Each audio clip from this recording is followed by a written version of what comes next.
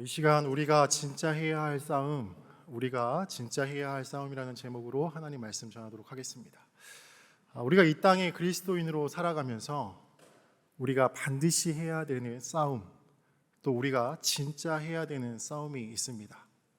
그 싸움이 무엇일까요? 그것은 바로 이 믿음의 선한 싸움이라고 하는 것입니다. 우리는 이 땅을 살아가면서 이 믿음의 선한 싸움을 하며 살아가야 됩니다. 그렇다면 왜 우리는 그리스도인으로서 믿음의 선한 싸움을 하며 살아가야 될까요? 그것은 우리 주님께서 우리에게 이 땅에 하나님 백성으로 살아가면서 너희들은 믿음의 선한 싸움을 하며 살아가라 라고 말씀해 주셨기 때문입니다. 디모데전서 6장 12절 말씀에 보면 하나님께서 우리에게 믿음의 선한 싸움을 싸우라 라고 말씀해 주고 있습니다. 또 우리가 이 땅 가운데에 이 믿음으로 살아가려고 할 때에 우리가 그 믿음으로 살아가는 것이 저절로 되는 것이 아니고 우리가 존재를 다하여 분투해야지만 우리가 그 믿음의 삶, 그 삶이 가능하기 때문에 믿음의 선한 싸움을 싸워야 된다고 하는 것입니다. 그래서 우리는 하나님께서 명령하셨듯이 이 땅 가운데 믿음의 삶을 살아내기 위하여서 우리의 존재를 다하여 믿음의 선한 싸움을 싸워야 한다고 하는 것입니다. 특별히 우리 기독교 역사를 보면 우리 믿음의 선지들을 통하여서 이 믿음의 선한 싸움의 흔적들을 발견할 수가 있습니다. 1세기 초대교회 기독교인들은 이 로마 제국과 유대교의 그 박해와 핍박에도 불구하고 그 신앙의 길을 묵묵히 걸어갔습니다. 믿음의 선한 싸움을 하며 그 길에서 벗어나지 않고 그 길을 온전히 걸어갈 수 있었다라고 하는 것입니다. 로마 제국은 이 기독교인들을 박해를 했습니다. 왜 박해했습니까? 그들이 황제 숭배 사상을 거절했기 때문입니다. 그 로마 제국은 황제가 이 세계의 주인이다. 그 황제만을 숭배하고 그 황제만을 믿어라 라고 그렇게 말했습니다. 그러나 우리 믿음의 선진들은 오직 예수님만이 나의 주인이 되시고 오직 예수님만이 나의 왕이 되시기 때문에 내가 그 예수님을 등지고 로마 황제를 내가 주인으로 고백하는 것은 말이 되지 않습니다. 그렇게 믿음의 선한 싸움을 싸워갔다라고 하는 것입니다. 그렇기 때문에 로마 제국 입장에서는 이 그리스도인들을 가만히 두어서는 안 되겠죠. 그리고 유대교도 이 그리스도인들을 핍박했습니다. 사실 유대교는 이 그리스도교, 기독교가 이 예수라고 하는 사람을 따르는 이 소수의 종파, 그러니까 유대교의 한 분파라고 생각을 했습니다. 그래서 처음에는 이 사람들이 예수라고 하는 선지자를 따르는 그러한 사람들인가 보다라고 그대로 두고 보았습니다. 그러나 이 사람들의 고백, 예수가 곧 하나님의 아들이요, 예수가 곧 하나님이다 라고 하는 그들의 고백을 들었을 때에 이 유대교는 가만히 있을 수 없었습니다. 우리와 저들은 다르다. 굵은 선을 긋고 그 하나님, 예수가 하나님이라고 말하는 그 기독교인들을 핍박하기 시작을 했습니다. 그들이 하나님에 대하여 신성 모독한다라고 그렇게 생각했기 때문입니다. 그러나 그럼에도 불구하고 우리의 믿음의 선진들은 그 핍박과 박해에도 불구하고 그 길에서 묵묵히 걸어갔다라고 하는 것입니다. 믿음의 선한 싸움을 하며 그 길을 묵묵히 걸어갔다라고 하는 것이죠. 우리 한국 기독교 역사에도 보면 우리 믿음의 선진들의 이 선한 믿음의 싸움의 흔적들을 발견할 수가 있습니다. 1885년은 이 개신교의 선교 역사의 원년의 해입니다.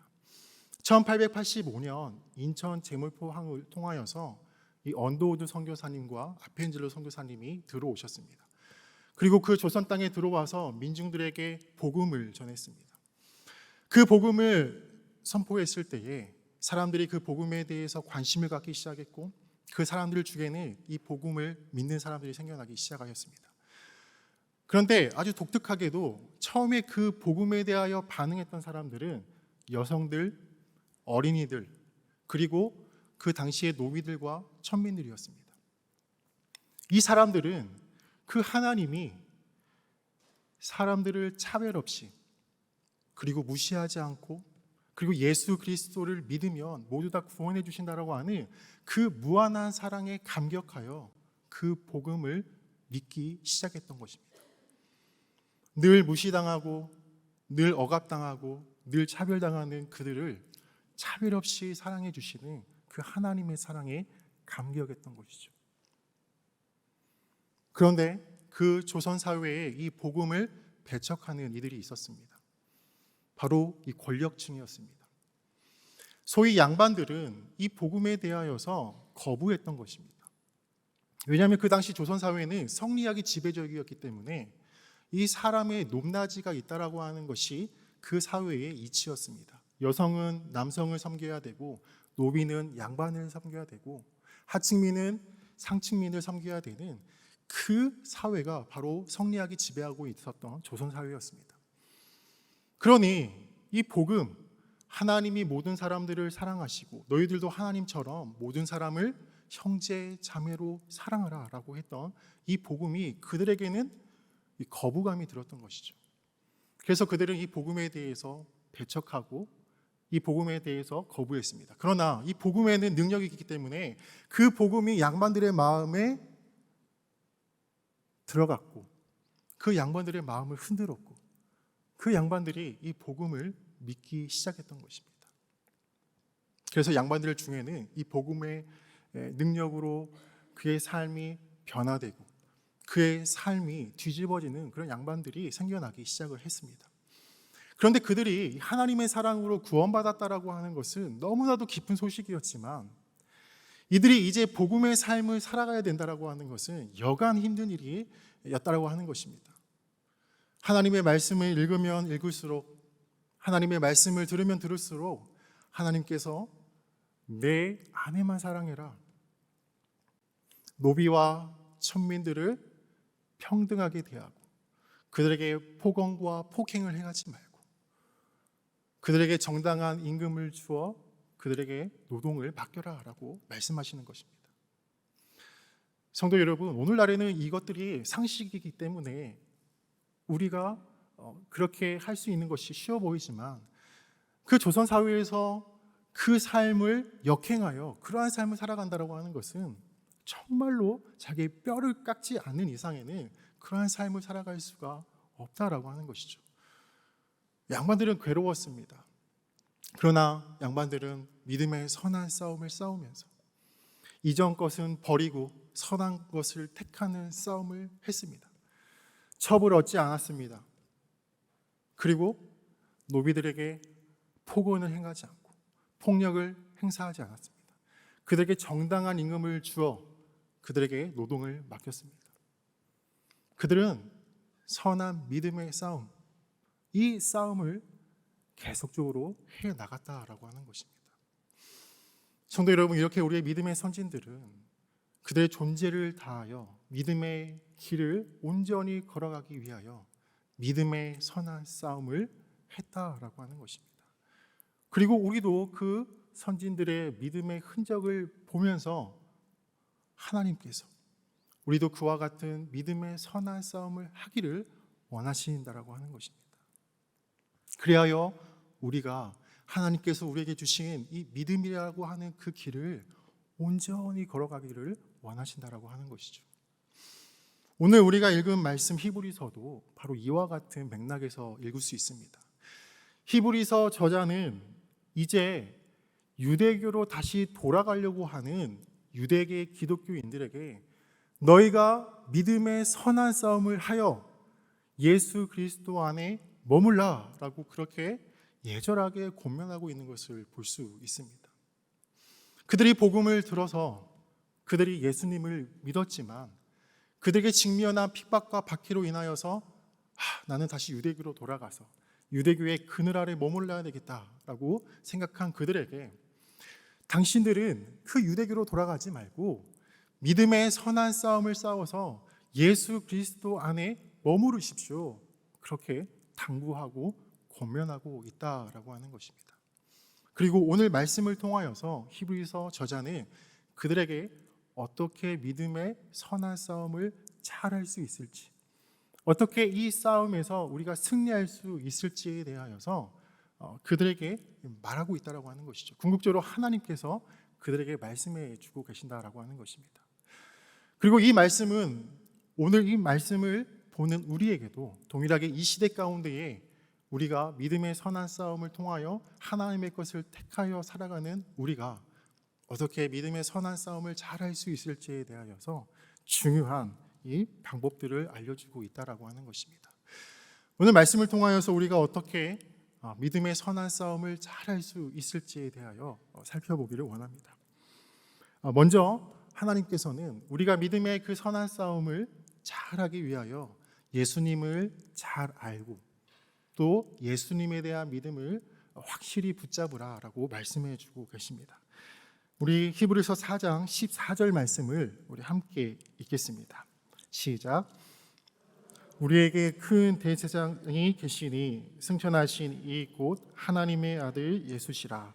우리가 믿는 도리를 굳게 잡을지어다. 아멘. 히브리서 저자는 이제 유대교로 돌아가려고 하는 자들에게 무엇라고 말하고 있습니까? 예수님에 대한 믿음을 굳게 잡으라는 것입니다. 예수님 안에 머물라는 것입니다. 그런데 왜 예수님에 대한 믿음을 굳게 잡으라고 말하고 있을까요? 왜냐하면 그들이 흔들리는 이유, 그들이 믿음의 선한 싸움을 싸우고 있지 못한 이유가 바로 예수님에 대한 믿음, 그 믿음이 확실하지 않고 불완전하기 때문입니다. 그래서 이 히브리서 저자는 이 유대계 기독교인들에게 예수님에 대한 믿음을 확실히 하라라고 권면하고 있습니다. 그러면서 히브리서 전체에 보면 이 히브리서 저자는 이 유대계 기독교인들이 잘 알고 있는 인물들을 통하여서 이 인물들보다 예수님이 훨씬 뛰어난 분이시기에 너희들은 그 예수님을 떠나지 말라라고 이야기하고 있습니다. 예수님은 너희들이 존경하는 모세, 믿음의 선진인 모세보다 더 뛰어나신 분이시다. 예수님은 너희들이 알고 있는 선지자보다 훨씬 뛰어나신 분이시다. 예수님은 너희들이 숭배하고 있는 천사보다 훨씬 뛰어난 존재이시다. 예수님은 너희들이 알고 있는 대제사장보다 훨씬 뛰어난 분이시다라고 이렇게 권면하고 있다라고 하는 사실입니다. 자, 그런데요, 히브리서 저자가 이 유대계 기독교인들에게 예수님에 대하여서 정말 선포하고 그들이 알고 믿기를 원하는 예수님이 있습니다.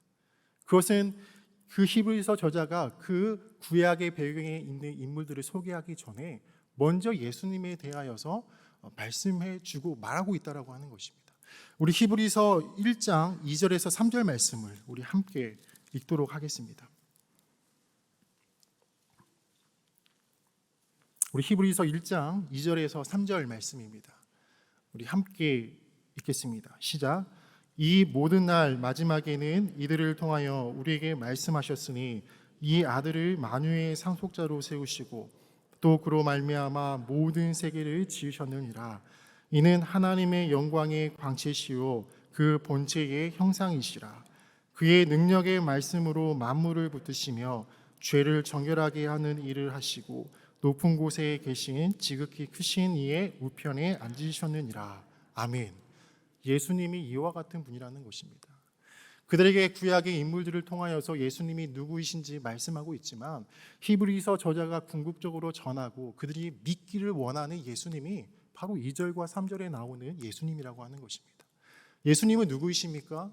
예수님은 하나님의 아들이십니다. 예수님은 누구이십니까? 예수님은 이 세계를 창조하신 분이라는 것입니다. 그리고 예수님은 하나님의 본체, 곧 하나님이시라는 것이죠. 또 예수님은 우리를 죄로부터 구원해 주신 구원자이시며 하나님의 우편에 앉으셔서 우리를 통치하시는, 이 세계를 통치하시는 왕이라는 것입니다.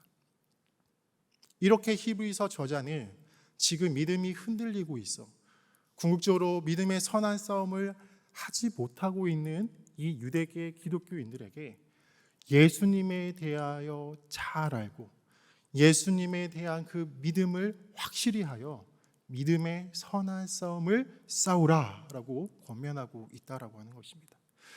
그렇습니다. 우리도 마찬가지입니다. 우리가 이 땅 가운데에 주님께서 우리에게 가라고 하신 그 믿음의 길을 가기 위하여서는 우리가 그 믿음의 선한 싸움을 통하여서 갈 수 있는데, 그러기 위하여서는 예수님에 대하여 잘 알아야 되고 예수님이 우리에 대하여 어떠한 분이신지 우리가 궁극적으로 말할 수 있어야 된다고 하는 것이죠. 성도 여러분, 누군가가 우리 성도님들에게 당신이 믿고 있는 예수님이 누구이신지 나에게 좀 말을 해 주십시오 라고 한다면, 우리 성도님들은 내가 믿고 있는 예수님에 대하여서 잘 말씀해 주실 수 있으십니까? 잘 말씀해 주실 수 있어야 합니다. 히브리서 1장 2절에서 3절 말씀에 나와 있는 이 예수님에 대하여서 잘 말씀해 주십시오. 그리고 더 나아가서 하나님의 아들이신 예수님께서 이 세계의 창조주시오 왕이시오 구원자이신 예수님께서 나에게 어떠한 일을 하셨는지에 대하여서, 내가 경험한 예수님에 대하여서도 잘 말씀해 주시기를 바랍니다. 우리가 그렇게 예수님에 대하여 잘 알고 믿고 경험하면 우리가 이 땅 가운데 살아가면서 믿음의 선한 싸움을 잘 감당할 수 있다라고 하는 사실입니다. 이제 이어지는 말씀을 통하여서 우리가 믿음의 선한 싸움을 싸우기 위해서, 잘 싸우기 위해서 어떻게 해야 되는지 우리 주님께서 말씀해 주고 계시는데요. 우리 히브리서 4장 16절 말씀을 함께 읽겠습니다. 시작. 그러므로 우리는 긍휼하심을 받고 때를 따라 돕는 은혜를 얻기 위하여 은혜의 보좌 앞에 담대히 나아갈 것이니라. 아멘. 하나님께서는 우리가 그 믿음의 선한 싸움을 잘하기 위하여서 그 돕는 은혜를 간구하라고 말씀하고 계십니다. 이것은 무엇을 의미합니까? 우리의 믿음의 선한 싸움이 우리의 힘으로 할 수 없는 싸움이라고 하는 것입니다. 우리가 은혜의 보좌 앞으로 나아가서 주님께 돕는 은혜를 간구하고 주님께서 우리에게 그 돕는 은혜를 주셔야지만 우리가 이 믿음의 선한 싸움을 싸울 수 있다라고 하는 것이고 잘 싸울 수 있다라고 하는 것입니다. 그래서 우리는 그 은혜의 보좌 앞으로 나아가서 주님께 돕는 은혜를 간구해야 됩니다. 특별히 우리의 싸움은 에베소서 6장 12절 말씀에서 말씀해 주신 것과 같이 육과 혈과 육의 싸움이 아닙니다. 우리의 싸움은 하늘에 보이지 않는 악한 영을 상대하는 싸움이라고 하였습니다. 그러니까 우리의 믿음의 선한 싸움이 어려운 이유가 우리의 눈에 보이는 싸움이 아니기 때문에, 우리의 눈에 보이지 않는 싸움이기 때문에 이게 쉬운 싸움이 아니고, 그렇기 때문에 주님께서 우리에게 주신 돕는 은혜가 있어야지만, 그 은혜를 우리가 공급받아야지만 이 영적인 싸움, 믿음의 선한 싸움을 잘 싸울 수 있다라고 하는 것이죠.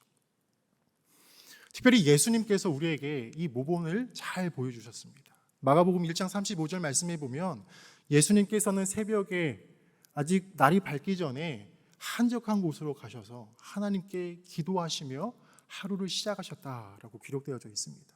무슨 뜻입니까? 예수님께서도 그 하루의 삶을, 그 믿음의 여정을, 믿음의 선한 싸움을 싸우기 위하여서, 잘 싸우기 위하여서 하나님 앞에 머물러 하나님께 돕는 은혜를 간구했다라고 하는 것입니다.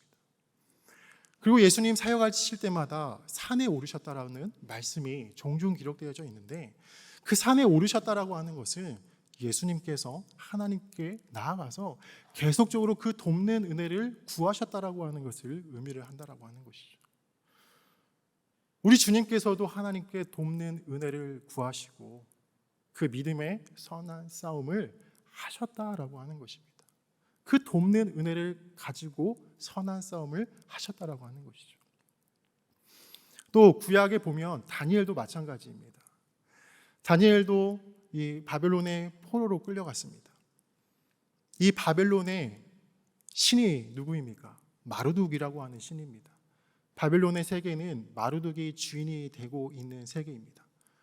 그런데 다니엘은 그 마르둑이 지배하고 있는 그 세계 속에서 하나님에 대한 신앙을 버리지 않고 끝까지 살아냈다라고 하는 것입니다.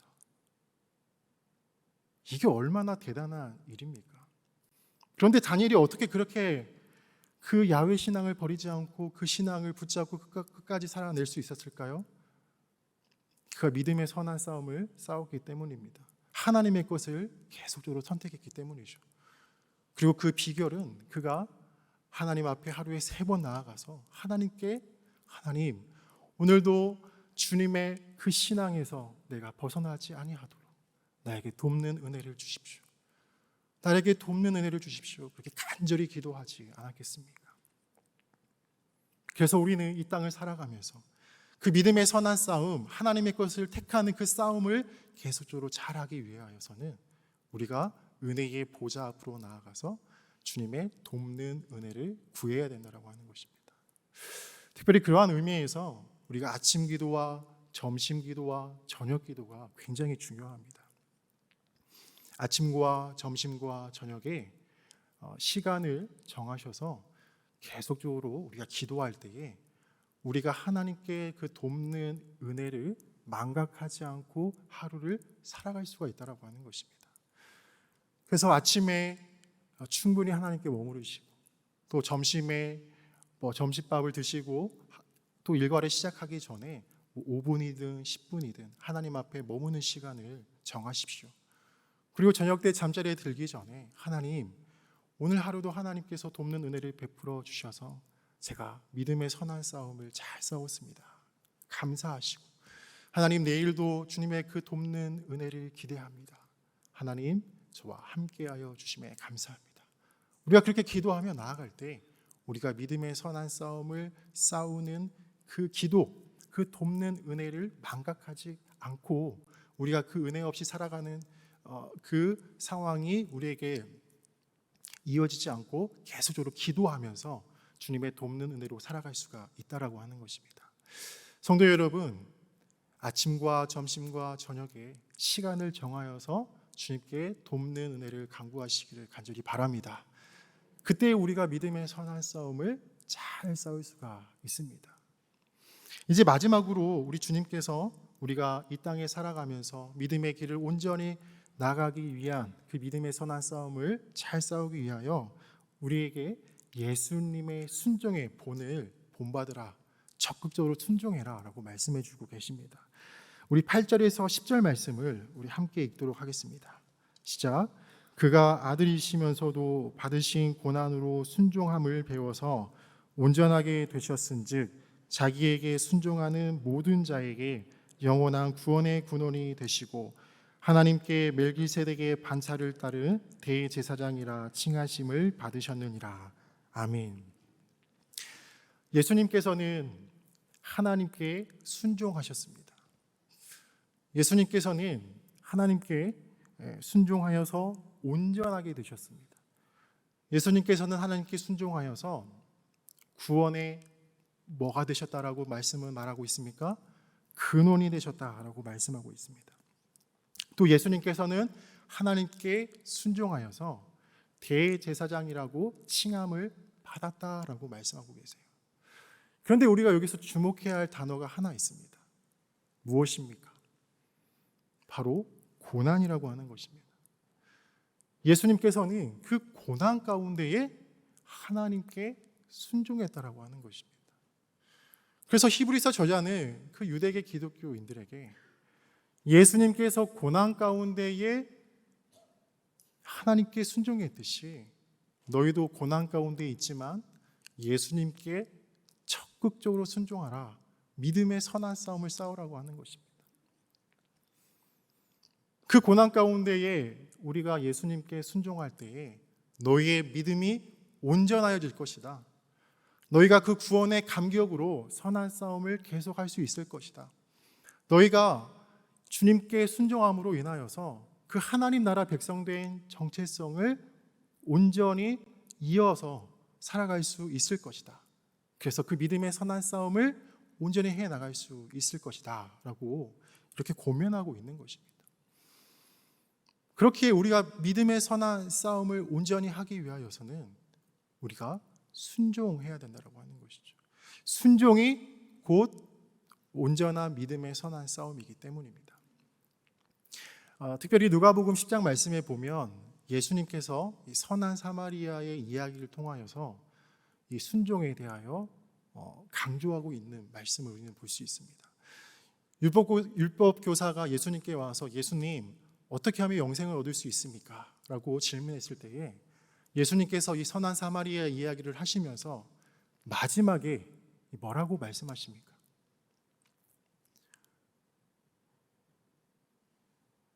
우리 옆에 있는 성도님들에게 한번 여쭤보십시오. 마지막에 뭐라고 했는지 한번. 네, 너도 가서 이와 같이 하라 였습니다.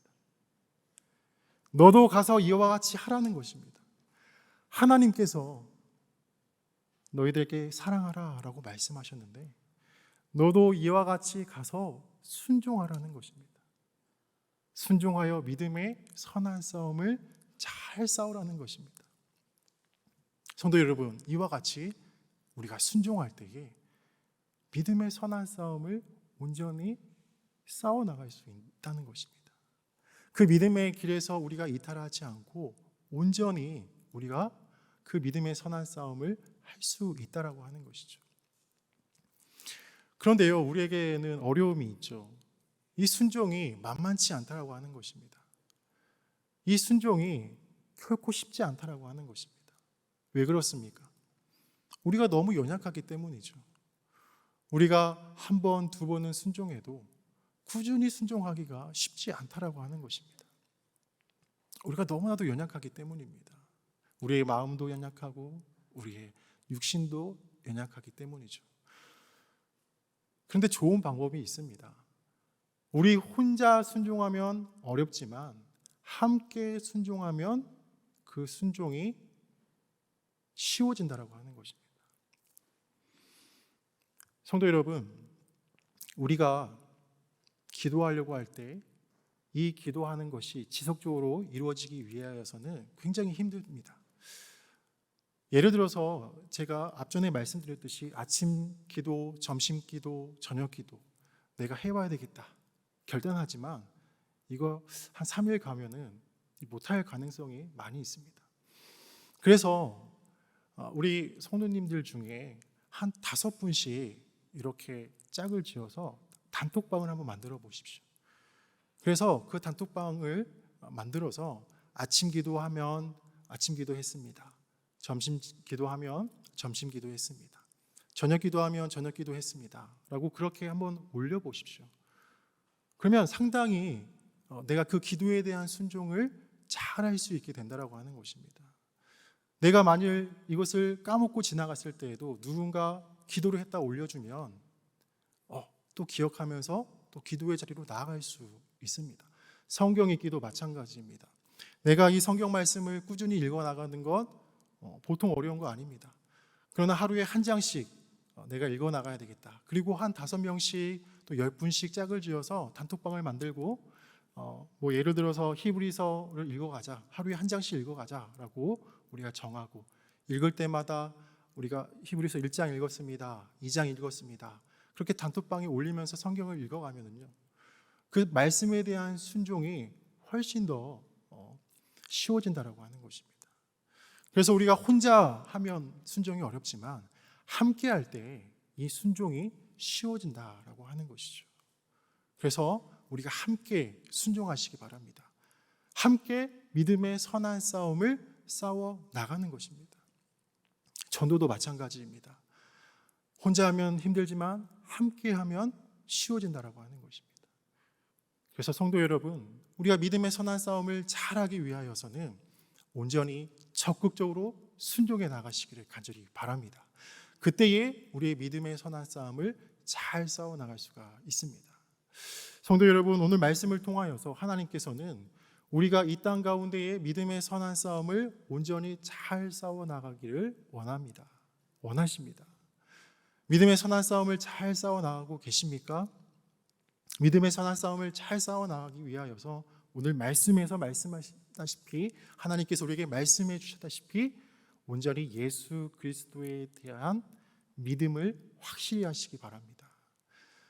그리고 그 믿음으로 주님께 나아가 돕는 은혜를 구하시기 바랍니다. 더 나아가서 예수님께서 고난 가운데 순종하셨듯이 우리가 어떠한 상황에 있든지 상관없이 온전히 주님께 그 순종을 보이시기를 바랍니다. 그때 우리는 이 땅 가운데서 믿음의 선한 싸움을 잘 싸워 나갈 수가 있겠습니다. 성도 여러분, 온전한 선한 싸움, 믿음의 선한 싸움을 온전히 싸워 나가시기를 간절히 부탁드립니다. 그때 우리 하나님께서 그렇게 선한 싸움을 싸워 나가는 우리 성도님 한 분 한 분에게 늘 함께하여 주시고 늘 좋은 것으로 인도하여 주실 줄 믿습니다.